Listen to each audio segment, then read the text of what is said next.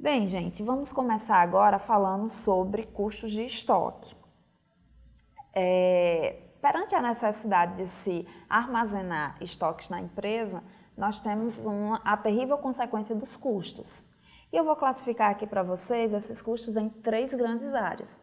Primeiro, custo diretamente proporcional à quantidade estocada, que são aqueles custos que crescem com a quantidade de estoque que eu tenho no armazém. Como, por exemplo, se eu tenho um grande estoque na minha empresa, consequentemente, eu vou ter mais dificuldade de administrá-lo. Em casos de produtos orgânicos, por exemplo, facilmente eu vou encontrar produtos perecíveis vencidos, fora do prazo de validade. Outra situação, produtos tecnológicos. Pode ser que o tempo passe e eu não consiga vender e aqueles produtos vão ficando velhos, obsoletos, vai chegar um momento que vai estar fora do mercado, mas vai continuar no estoque. Então, tudo isso aí é custo diretamente proporcional à quantidade estocada. Temos também os custos inversamente proporcionais à quantidade estocada, que são aqueles custos que diminuem à medida que eu tenho menos estoque na empresa. Como, por exemplo, vamos imaginar uma empresa que vende 1000 itens de um determinado material ao longo de um ano. Então, ele pode muito bem comprar esses 1000 itens todos de uma vez e ir vendendo aos poucos. Mas ele pode também comprar de 100 em 100 unidades. Percebam que ele vai sempre, o empresário sempre vai ter pequenas quantidades de estoque na empresa, porque vai comprar em pequenos lotes. Só que, por outro lado, ele vai gastar mais com frete, com o pessoal para estar recebendo e conferindo aquele produto, periodicamente. Enfim, percebam que todos são custos que estão diretamente ligados aos estoques, sendo que um aumenta com a quantidade de estoque e outro diminui com a quantidade estocada. E temos também os custos independentes, que são aqueles custos fixos, que não variam. E o custo total de estoque é composto pelo somatório desses três custos. Eu gostaria de pedir atenção aqui para a fórmula. Nós temos o custo total, CT, igual a CC, que é o custo de carregamento ou manutenção, vezes o Q, que seria o lote ou a quantidade estocada, dividido por 2, mais o CP, que é o custo de pedido, vezes o D, que é a demanda, dividido por Q, que é o lote ou quantidade, mais o CI, que é o custo independente, mais o D, que é a demanda, vezes o P, que é o preço de custo. Percebam que essa fórmula está separada em três cores. A primeira cor, a cor verde, está simbolizando a parte da fórmula que faz referência ao custo diretamente proporcional à quantidade estocada. A cor amarela faz referência à parte que vai nos dar o resultado do custo que é inversamente proporcional à quantidade estocada. E a cor vermelha vai nos dar os resultados dos custos independentes. Então, para melhor ilustrar essa situação, eu trouxe um exemplo, e peço a atenção de vocês. A empresa vende um produto cuja demanda anual é de 4.000 unidades. O custo de emissão de um pedido de compra, também chamado de custo de pedido, é de 30 unidades por pedido. Os custos de carregamento são de 30 centavos por unidade. Sabe-se que os custos independentes para este item são de R$ 50 por ano e que o preço de compra de item é de 18 centavos a unidade. Calcular o custo total decorrente de manter os estoques para lotes de 2.500, 2.600, 2.700, 2.800, 2.900, 3.000, 3.010 e 3.100 e 3.200 unidades. Vamos entender o problema. Ele deu aqui uma situação de uma empresa que listou todos os seus custos para manter aqueles estoques. Só que ela está na dúvida de quanto comprar. quantas unidades eu devo comprar para que eu tenha uma melhor lucratividade, para que eu gaste menos.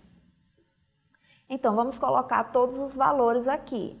A questão nos deu uma demanda igual a 40 mil, o custo de pedido igual a R$30 por pedido, o custo de carregamento igual a 30 centavos por unidade, os custos independentes igual a R$50 por ano e o preço igual a 18 centavos a unidade. Além disso, ela nos deu oito situações diferentes, né? 8 diferentes lotes para a gente calcular o custo total para tomar uma decisão de qual lote mais vantajoso. Então, com base nisso, nós vamos pegar a fórmula de custo total e inserir todos os valores dados pela questão. Eu elaborei essa tabela para vocês visualizarem melhor o comportamento de cada custo. Na primeira linha, nós temos a fórmula separada por custo, diretamente proporcional, inversamente, custo independente e o total. Na segunda linha, nós temos o primeiro cenário. Para lotes igual a 2.500 unidades, nós temos um custo diretamente proporcional igual a R$375, né? E temos um custo inversamente proporcional igual a 480 e custo independente sempre, né, é uma constante, igual a R$7.250. E o custo total vai ser um somatório de todos três, né, desses três custos. Percebam que assim nós fomos fazendo cada cenário. Gente, o que está acontecendo com o lote? O lote está aumentando, ok? 2.500 e termina com 3.200 unidades. E o que acontece com os custos diretamente proporcionais aqui? Eles aumentam proporcionalmente à quantidade estocada, perceberam? E os custos inversamente proporcionais, como o próprio nome diz, percebam que à medida que o lote aumenta, eles estão diminuindo, ok? E o que acontece então com os custos totais de estoque? Gente, eles começam a diminuir e chega um ponto que eles voltam a aumentar. Então, o que significa? Então, é melhor eu comprar sempre em grandes lotes ou sempre em pequenos lotes?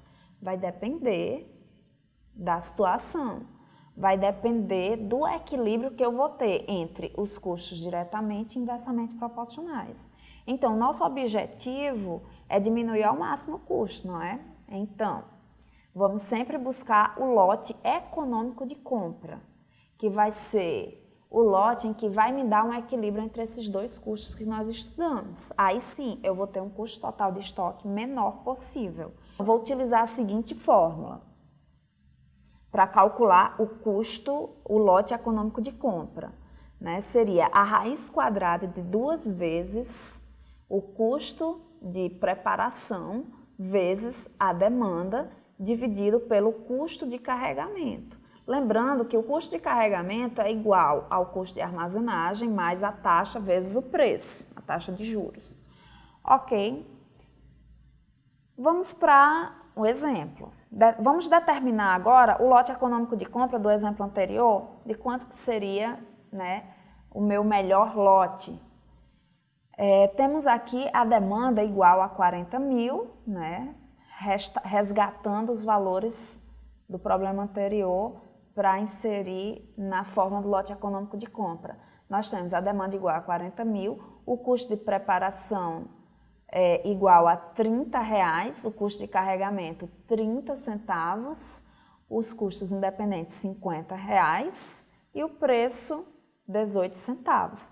Jogando tudo na fórmula, gente, nós vamos ter a raiz quadrada aí de 8 milhões, que vai dar igual a um lote econômico de compra de 2.830 unidades aproximadamente. Então, se eu perguntar para você qual o lote mais barato possível para a gente ficar sempre comprando, vai ser um lote de 2.830 unidades, no caso da empresa, nesse cenário de custos que ela apresenta. Só que nós também temos os custos de falta de estoque, que são aqueles custos que não tem como a gente calcular.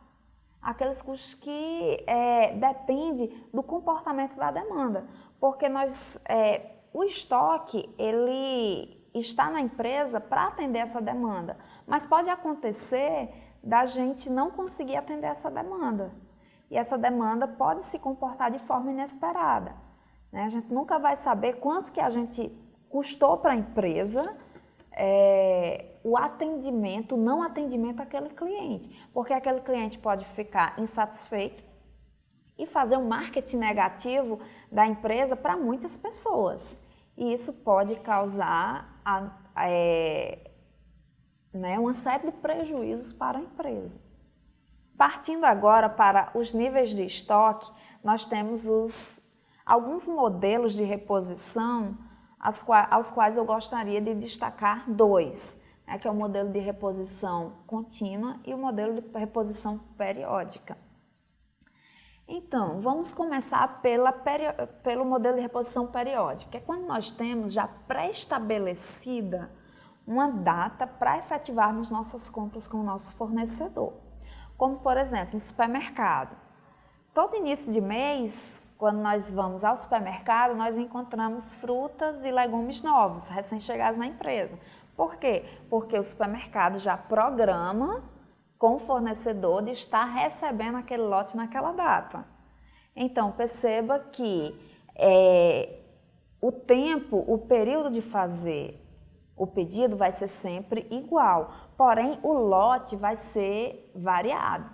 Por quê? Digamos que um determinado produto que tenha um estoque máximo estabelecido para 100 unidades, ok? E passou o período e nós vendemos 70 unidades, sobraram 30 unidades no meu estoque. Então, o lote que eu vou comprar vai ser de 70 unidades.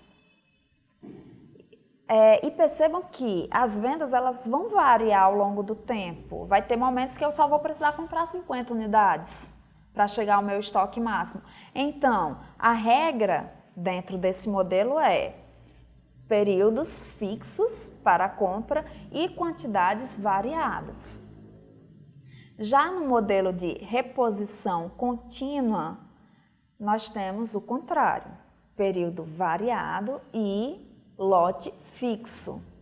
Vamos entender melhor como que funciona esse modelo por meio desse gráfico. Peço atenção de vocês para o seguinte gráfico. Na linha vertical, nós temos a quantidade. Na linha horizontal, nós temos a representação do tempo. E essa linha azul contínua seria o nosso nível de estoque. Perceba que o estoque começou o período aqui dentro do máximo. Esse Emax, simbolizado por essa linha pontilhada azul, seria o estoque máximo. Então, à medida que o tempo passa, nós vamos vendendo e o nível de estoque vai reduzindo. Chega um momento em que nós alcançamos essa linha pontilhada vermelha, o PP, que seria o ponto de pedido. Esse é o momento de contactarmos o nosso fornecedor para efetivarmos nossas compras. Só que lembrando que o fornecedor ele não vai nos atender em tempo real. Ele precisa de um tempo para poder transportar aquele lote até a empresa. Feito isso, o lote chega e nós voltamos para o estoque máximo novamente.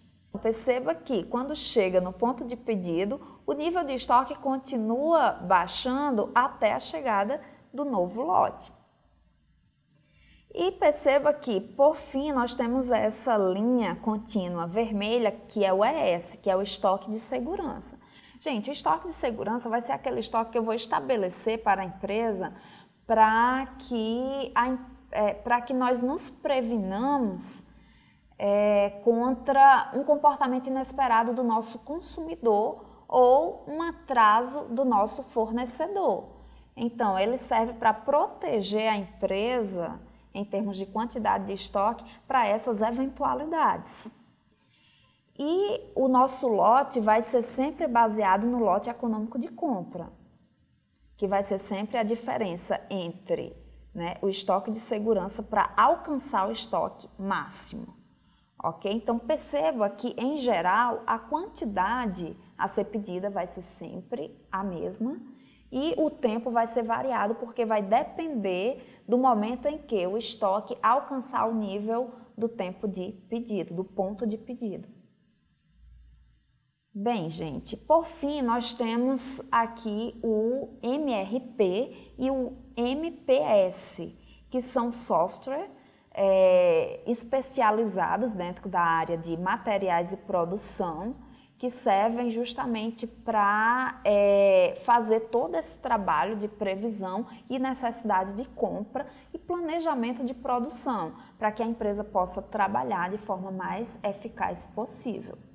Bem, gente, sobre estoque, eu encerro aqui e até a próxima unidade.